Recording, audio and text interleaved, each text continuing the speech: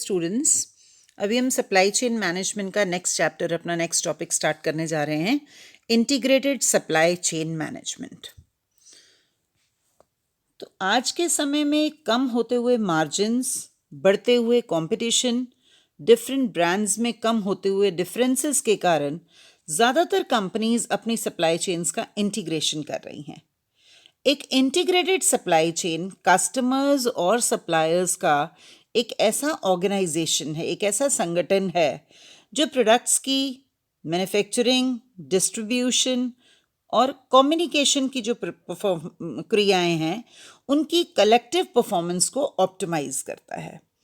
Supply chain suppliers, factories, warehouses, distribution centres और retailers का एक ऐसा नेटवर्क है जिसके थ्रू रॉ मटेरियल बाय करके उन्हें फिनिश्ड गुड्स में कन्वर्ट किया जाता है और एंड कंज्यूमर तक पहुंचाया जाता है।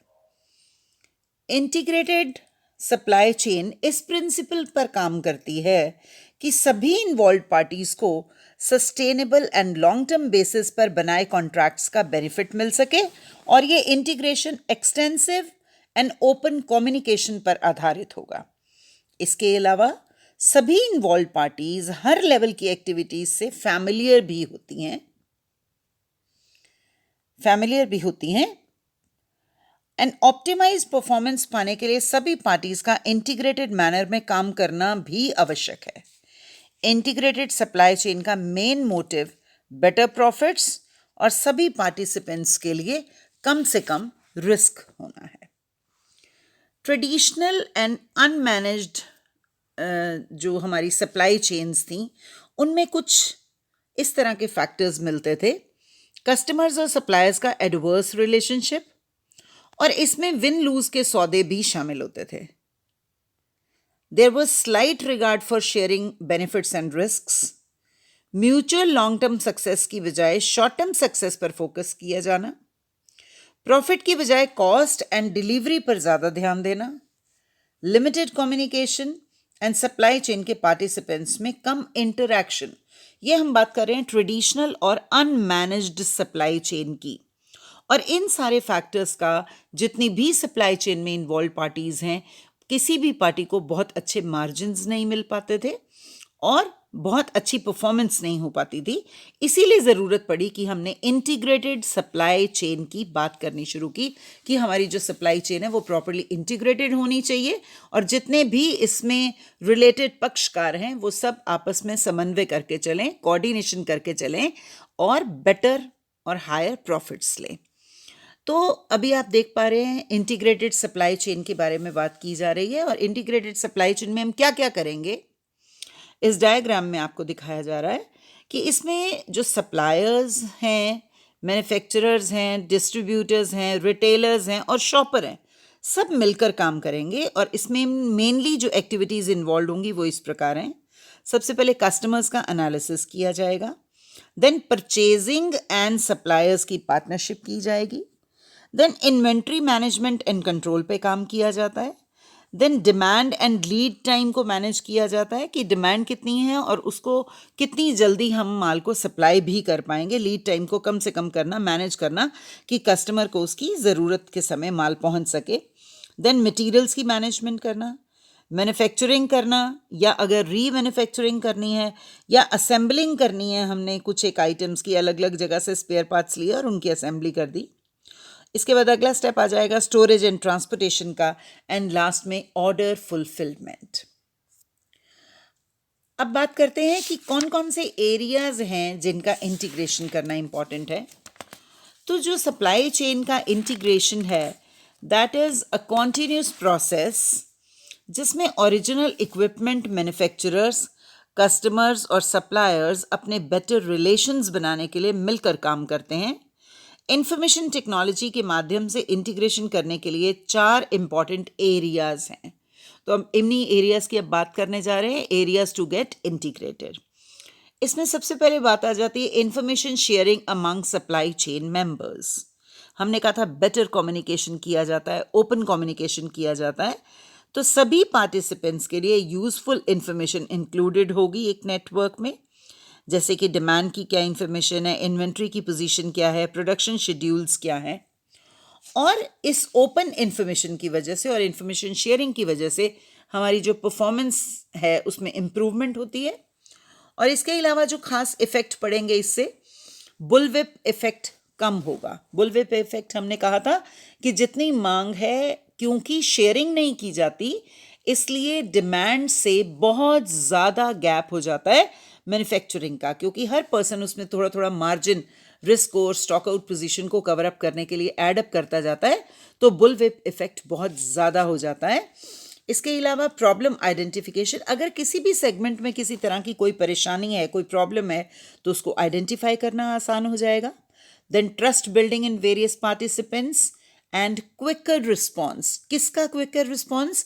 कस्टमर की डिमांड के लिए क्विकर रिस्पॉन्स दिया जाएगा, साथ के साथ ही माल उसको सप्लाई करने की कोशिश की जाएगी जितनी जल्दी से जल्दी पॉसिबल है, जैसे हमने लीड टाइम मैनेजमेंट की बात की थी। सेकेंड जो एरिया आ जाता है वो आ जाता है collaborative planning, forecasting and replenishment and design. CPFR भी हम इसे कहते हैं। तो कोलैबोरेटिव प्लानिंग ये एक्सप्लेन करेगी कि शेयर्ड इन्फॉर्मेशन का क्या करना है। जो हमने अभी इन्फॉर्मेशन अपनी सारी शेयर की है उसका क्या करना है और उसके बेसिस के ऊपर कैसे रिप्लेनिशमेंट का को प्लान किया जाएगा। तो कलेक्टिव प्लानिंग ये एक्सप्लेन करेगी कि शेयर्ड इन्फॉर्मेशन का क्या करना चाहिए। ये एक ऐसी प्रोसेस है जो कस्टमर डिमांड की प्लानिंग और फुलफिलमेंट में मल्टीपल पार्टनर्स की इंटेलिजेंस को कंबाइन करती है। इसके रिजल्ट्स कुछ इस तरह से होंगे। ऑपरेशनल कॉस्ट कम हो जाएगी, बुलविप इफेक्ट कम हो जाएगा, बेटर कैपेसिटी यूटिलाइजेशन होगा, बेटर कंज्यूमर सर्विसेज को इंश्योर किया जा सकेगा। इसके अलावा जिस एरिया पे हम काम करते हैं that is coordinated work flow, production and operations. Coordinated workflow ये डिफाइन करेगा कि सप्लाई चेन मेंबर्स अपनी एक्टिविटीज़ को कोऑर्डिनेट करने के लिए कैसे मिलकर काम करते हैं। इसके रिजल्ट्स कुछ इस तरह से आएंगे कि प्रोडक्शन एफिशिएंट होगा, इम्प्रूव्ड सर्विसेज होंगी, प्रॉम्प्ट मार्केट रिस्पॉन्स होगा, बेटर रिस्पॉन्सेज मिलेंगे। अगली जिस बारे में हमें बात करनी है that is adoption of new business models and technologies. इस इंटीग्रेटेड सप्लाई चेन के माध्यम से मेंबर्स नई तकनीकों को अपना सकते हैं, नए बाजारों में प्रवेश कर सकते हैं, नए प्रोडक्ट्स बना सकते हैं और सप्लाई चेन की परफॉर्मेंस में सुधार कर सकते हैं। और अगर हम न्यू बिजनेस मॉडल्स को और टेक्नोलॉजीज को अपनाते हैं सभी लोग मिलकर एक कोऑर्डिनेटेड मैनर में, एक इंटीग्रेटेड मैनर में, तो इसके रिजल्ट्स क्या होंगे कि जो एफिशिएंसी है वो बेटर एफिशिएंसी होगी, मास कस्टमाइजेशन हम कर पाएंगे, न्यू प्रोडक्ट्स को डेवलप किया जा सकेगा और न्यू मार्केट्स में एंटर करना भी इजी हो जाएगा। अब बात करते हैं फोर्सेस ड्राइविंग इंक्रीज्ड इंटीग्रेशन। क्या ऐसे कारण थे जिनकी वजह से हमें इंटीग्रेशन करने की और इंटीग्रेटेड सप्लाई मैनेजमेंट्स की ज़रूरत पड़ी? तो इसमें सबसे पहली बात आ जाती है इंक्रीज्ड कॉस्ट कॉम्पिटिटिवनेस। बहुत सारे प्लेयर्स अगर मार्केट में काम कर रहे हैं, अलग अलग कर रहे हैं, तो कॉस्ट कॉम्पिटिटिवनेस बहुत बढ़ जाएगी। जितना कंपटीशन ज़्यादा होगा आप अपने मार्जिन्स आपको घटाने पड़ेंगे। तो ये जो इंक्रीज्ड कॉस्ट कॉम्पिटिटिवनेस है इसकी वजह से भी इंटीग्रेट करने की बहुत ज़रूरत महसूस हुई। Then shortened product life cycle, faster product development cycle. Technological development इतना है कि जो आपके प्रोडक्ट डेवलपमेंट का साइकिल है वो छोटा हो गया। तो अगर इंटीग्रेटेड मैनर में काम किया जाएगा तो हम क्विकर रिस्पॉन्स दे पाएंगे और कस्टमर की मटेरियल की डिलीवरी जल्दी दे पाएंगे। इसके अलावा globalisation and customisation of product offerings. जो भी ऑफरिंग्स दी जा रही हैं अब वो ग्लोबल लेवल पे दी जाती हैं, तो उसमें अगर इंटीग्रेटेड सप्लाई चेन होगी तो बेटर काम किया जा सकेगा। एंड ओवरऑल क्वालिटी कंट्रोल के लिए, क्वालिटी एश्योरेंस के लिए, क्योंकि सभी पार्टीज मिलकर काम करेंगी तो एक बेटर चेक सिस्टम लगाया जाएगा जिससे जो फॉल्टी प्रोडक्ट्स है वो नहीं आ पाएंगे और एक क्वालिटी कंट्रोल किया जा सकेगा। इसके अलावा आ जाती है कॉस्ट ऑफ इंटीग्रेशन। एक इंटीग्रेटेड सप्लाई चेन के इंटीग्रेशन और मैनेजमेंट में बहुत सी कॉस्ट्स, कंप्लेक्सिटीज और रिस्क्स हैं। कुछ मेजर कॉस्ट्स क्या क्या होंगी? जैसे सभी पार्टीज को कोऑर्डिनेट करना है तो उनकी मैनेजमेंट, ट्रेनिंग और सपोर्ट के लिए प्रॉपर समय देना, बेटर कस्टमर बनने के लिए एफर्ट्स करना, एक बेहतर सप्लाई चेन इंटीग्रेशन सॉफ्टवेयर और इंफॉर्मेशन सिस्टम में निवेश करना, क्योंकि सभी कोऑर्डिनेटेड हैं तो कम्युनिकेशन भी करना है आपस में और प्रॉपर फ्लो भी बनाना है, तो उसके लिए एक सप्लाई चेन इंटीग्रेशन सॉफ्टवेयर की ज़रूरत है और एक बेटर इंफॉर्मेशन सिस्टम भी चाहिए. Then opportunity cost and production stoppages का रिस्क. There may be 2 types of integration. अब अगर हम टाइप्स ऑफ इंटीग्रेशन की बात करें तो 2 तरह से इंटीग्रेट किया जाता है, हॉरिजॉन्टल वे में और वर्टिकल वे में. हॉरिजॉन्टल में अब पैरेलल यूनिट्स आपस में कोऑर्डिनेट करेंगी. It involves any moves related to same level of the chain as the organization making them. इस मॉडल में कंपनीज कॉम्पिटिटिव एडवांटेजेस और इकोनॉमीज ऑफ स्केल के लिए अपने इंडस्ट्री कॉम्पिटिटर्स के साथ मिलकर काम करती हैं. अगर कॉम्पिटिटर 1, 2, 3, 3-4 कॉम्पिटिटर्स है तो एक साथ मिलकर काम करेंगे ताकि कॉम्पिटिटिव एडवांटेजेस लिए जाएं. कट थ्रोट कंपटीशन की वजह से कोई भी अच्छे प्रॉफिट्स नहीं अर्न कर पाएगा, तो हॉरिजॉन्टली सेम लेवल की कंपनीज के साथ इंडस्ट्री में हम मिलके काम करते हैं. ऐसे रिलेशनशिप से कंपनीज कई न्यू कस्टमर्स प्राप्त कर लेती हैं और प्रोडक्ट की प्राइस और सप्लाई पर बेटर कंट्रोल मिल जाता है और इससे प्रॉफिटेबिलिटी भी बढ़ती है. अगर इसके प्रॉफिट्स की बात की जाए तो इंक्रीज्ड प्रोडक्ट डिफ्रेंसिएशन, कंपटीशन का रिड्यूस होना, इकोनॉमीज ऑफ स्केल को एंजॉय करना एंड मार्केट शेयर बढ़ जाना.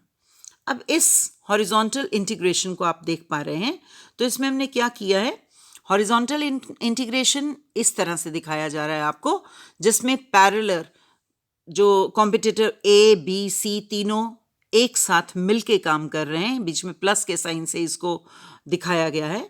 इसी की ऑरेंज कलर में जो दिखाया जा रहा है वो वर्टिकल इंटीग्रेशन है. तो फिलहाल हम हॉरिजॉन्टल इंटीग्रेशन की बात करते हैं कि जितने भी अलग अलग डिफरेंट यूनिट्स हैं, डिफरेंट फर्म्स हैं, फर्म ए बी सी, वो मिलके काम करेंगी और कॉम्पिटिटिव एडवांटेजेस को एंजॉय करेंगी. अब बात करते हैं वर्टिकल इंटीग्रेशन की. तो वर्टिकल इंटीग्रेशन में बेसिकली क्या होगा, it refers to the moves that include different levels of the chain. इसमें अलग अलग लेवल्स ऑफ द चेन की बात की जाएगी. इसमें अपनी ऑर्गेनाइजेशन से आगे की स्तर की ऑर्गेनाइजेशन से लिंक जोड़े जाएंगे, या तो आप अपने से जो बेटर है आपसे उस फर्म के साथ कोऑर्डिनेट करेंगे या लोअर के साथ भी कर सकते हैं. बैकवर्ड और फॉरवर्ड दोनों तरह से ऐसा इंटीग्रेशन हो सकता है. और या फिर अपनी कैपेबिलिटीज़ को इम्प्रूव करके आप पूरी की पूरी सप्लाई चेन को भी कंट्रोल कर सकते हैं. तो ये एक्सपेंशन स्ट्रैटेजी भी हो सकती है एक फर्म की. जैसे आप पहले इंडिविजुअली काम कर रहे थे, अभी आपने वर्टिकली जितने भी लेवल्स हैं ऊपर नीचे उन सबको कोऑर्डिनेट कर लिया और आप अपने बिजनेस को एक्सपैंड कर रहे हैं, तो ये एक अच्छी एक्सपेंशन स्ट्रैटेजी भी हो सकती है. बैकवर्ड एंड फॉरवर्ड हमने पहले ही बात कर लिया कि ये हो सकती है. इससे मिलने वाले जो बेनिफिट्स होंगे, again competitive advantage, better profits होंगे, efficient distribution and after sale service होगा, रिड्यूस्ड ट्रांसपोर्टेशन कॉस्ट होगी and better control over inputs होगा. तो इसका डायग्राम भी देख लेते हैं. आप वर्टिकल में देख रहे हैं, रॉ मटेरियल की प्रोक्योरमेंट्स की बात कर रहे हैं, कंपोनेंट एंड पार्ट्स मैन्युफैक्चरिंग की बात कर रहे हैं, इसके अलावा फाइनल असेंबली की बात कर रहे हैं, रिटेलर तक माल को पहुंचाने की बात हो रही है और कस्टमर तक. तो हमने जो सारे स्टेप्स आ रहे थे बीच में, उन सभी स्टेप्स को हमने कोऑर्डिनेट कर लिया, इंटीग्रेट कर लिया. अब बैकवर्ड इंटीग्रेशन में और आपको जो बार दिखाई जा रही है, बार के साथ backward and forward vertical integration भी दिखाया जा रहा है, जिसमें आप अपने से ज़्यादा बड़े लेवल की इंडस्ट्रीज़ के साथ या अपने से छोटे लेवल की इंडस्ट्रीज़ जो हैं उनके साथ कोऑर्डिनेट करके चलते हैं. चलिए, ये बात हुई टाइप्स ऑफ इंटीग्रेशन की. अब बात करते हैं इस इंटीग्रेटेड सप्लाई चेन जिसकी हम इतनी देर से बात कर रहे हैं, इसके क्या फ़ायदे होंगे. तो सबसे पहले अगर बेनिफिट्स में बात की जाए तो इंक्रीज इन रेवेन्यू. इसमें कंपनीज ऐसे एसेट्स पर फोकस कर सकती हैं जिससे ज़्यादा लाभ हो सके, रिवॉर्ड्स ज़्यादा मिल सकें. बिजनेस में ऐसी पॉसिबिलिटीज़ हमेशा बनी रहती हैं जिससे आपके कंसर्न के लिए एक फेवरेबल एनवायरनमेंट बनता है और रेवेन्यू इंक्रीज होती है। इसलिए इंटीग्रेशन के माध्यम से ऐसी एसेट्स पर कंसंट्रेट किया जा सकता है जिससे बेटर प्रोडक्ट्स बन सकें, मार्केट शेयर इंक्रीज हो सके और ऑपरेटिंग प्रॉफिट्स भी बढ़ सकें। अगर और बेनिफिट की बात की जाए तो कंट्रोल्ड कॉस्ट्स, इसमें हमेशा कॉस्ट कम होगी, स्पेशली ट्रांजैक्शनल कॉस्ट जो सब्सिडरी पार्टनर्स या वेंडर्स में अनअवॉइडेबल होती है, तो इसमें कॉस्ट कंट्रोल हो गई। इसके अलावा quality control, strict compliance check के कारण क्वालिटी को इंश्योर किया जा सकता है और फॉल्टी प्रोडक्ट्स को अप्रूव या पास होना ही बहुत मुश्किल हो जाएगा, क्योंकि एक ही अथॉरिटी होगी जो पूरी प्रोसेस को कंट्रोल करेगी, तो क्वालिटी को इंश्योर किया जा पाएगा। फिर आ जाती है बात कॉम्पिटिटिव एज की। तो हमने 2-3 बार कॉम्पिटिटिव एडवांटेज का नाम लिया कि कॉम्पिटिटिव एडवांटेज लेने के लिए and economies of large scale को एंजॉय करने के लिए कंपनीज ऐसा इंटीग्रेटेड सप्लाई चेन की बात करती हैं। तो इंटीग्रेटेड सप्लाई चेन के कारण फाइनेंशियल एडवांटेजेस मिलते हैं, बेटर कंट्रोल संभव हो जाता है और बेटर प्रोडक्ट्स भी बन पाते हैं। तो कंपटीशन में जो पोजीशन है आपकी, वो विनर की पोजीशन पाना इजी हो जाएगा। इसके अलावा कुछ और भी बेनिफिट्स हैं, जैसे बहुत कम रुकावटें आना, चेंजिंग मार्केट डिमांड्स में बेटर रिस्पॉन्स आप कर पाएंगे, less need of capital investment, क्योंकि बहुत जल्दी आपका मटेरियल कन्वर्ट होके कस्टमर तक पहुंच रहा है, फिर से कैश में कन्वर्ट हो रहा है, तो आप कम कैपिटल इन्वेस्टमेंट के साथ भी काम कर पाएंगी। जो आपका प्रोडक्ट रियलाइजेशन साइकिल है वो छोटा रहेगा, प्रोडक्ट डेवलपमेंट कॉस्ट कम आएगी, लोअर कॉस्ट मैन्युफैक्चरिंग ऑपरेशंस। अब बात कर लेते हैं डिसएडवांटेजेस क्या रहेंगे इस सप्लाई चेन के। क्योंकि हम बात कर रहे हैं कि ओवरऑल एक कोऑर्डिनेटेड मैनर में काम किया जाएगा तो एक इफेक्टिव कंट्रोल लगाया जाएगा, बट एट टाइम्स ये effective control, excessive control at times negatively भी रिस्पॉन्ड करता है। जैसे आपने अलग अलग लेवल्स जितने भी हैं, चाहे वो रिटेलर्स हैं, सप्लायर्स हैं, मैन्युफैक्चरर्स हैं, सभी को कोऑर्डिनेट कर लिया, तो आप एक रेगुलेशंस बना लेंगे, कुछ नियम बना लिए जाएंगे और एक्सपेक्ट किया जाएगा कि जितने भी सप्लायर्स हैं उनको कंपेल किया जाएगा एक तरह से कि वो सभी सेम स्टैंडर्ड्स पे काम करें, सभी तरह के जो एक कॉमन ऑब्जेक्टिव्स हैं उनको अचीव करें। तो एट टाइम्स ये एक्सेसिव रेगुलेशन सप्लायर्स को बॉदर करने लगता है। फिर दूसरा जो डिसएडवांटेज की अगर बात करें, that is needless complications. Integrated supply chain ऐसा कॉम्प्लिकेटेड सिनेरियो बना देता है कि सभी रिसोर्सेज को इकट्ठा कर दिया जाएगा और फिर वेस्टेज होगी उसमें। तो ये जो फैक्टर्स हैं, सभी सप्लायर्स को सभी सिस्टम्स की ज़रूरत भी नहीं होती। जैसे हम कह रहे थे, एक इफेक्टिव इंफॉर्मेशन सिस्टम का होना ज़रूरी है। तो कई बार बहुत सारे यूनिट्स ऐसे भी हैं जो इसके बिना ही काम करना चाहते हैं, वो सभी सिस्टम्स में इन्वेस्ट नहीं करना चाहते। तो कई बार इस तरह से, इसीलिए इसको नीडलेस कॉम्प्लिकेशंस की बात की जा रही है। Then shortage of suppliers.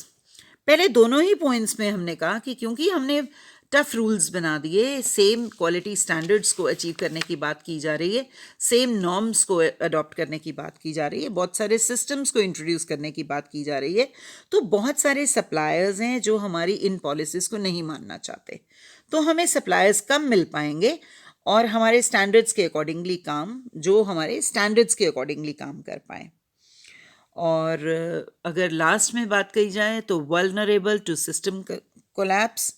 यदि चेक्स एंड कंट्रोल में कोई गलती रह जाए, क्योंकि सारा सिस्टम हम कह रहे थे बेटर प्रोडक्ट्स होंगे, क्वालिटी इंश्योर हो पाएगी क्योंकि बेटर एंड कोऑर्डिनेटेड कंट्रोल है, लेकिन अगर उन चेक्स एंड कंट्रोल में कोई गलती रह जाए तो आपका सारा का सारा सिस्टम कोलैप्स कर सकता है। This was all about integrated supply chain management. Thank you.